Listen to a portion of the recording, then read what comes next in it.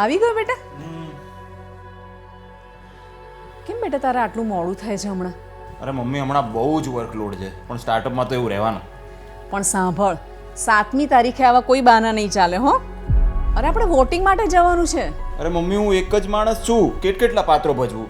ઘરમાં દીકરા અને પતિનું પાત્ર, ઓફિસમાં બોસનું પાત્ર, સાઇટ ઉપર ટેકનિકલ એક્સપર્ટનું પાત્ર, અને હવે એમાં વોટિંગ શૂટિંગ કરીને મારા આદર્શ નાગરિકે બનવાનું. અરે બેટા, તું ખાલી આ 4 પાત્ર ભજવીને આટલો ફર્સ્ટેડ થઈ ગયો તો વિચાર તો કર, જેમના માટે આપણે વોટ આપવા જઈએ છીએ એ આપણા માટે કેટલા પાત્રો ભજવે છે, અને એ પણ 365 દિવસ 24 કલાક.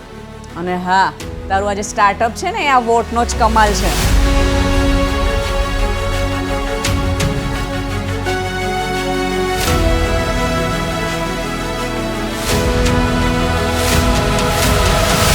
તો આવો 1 કલાક એમના માટે કાઢીએ જેમણે આપણા માટે કેટલા પાત્રો ભજવતા દાયકાઓ કાઢી નાખ્યા.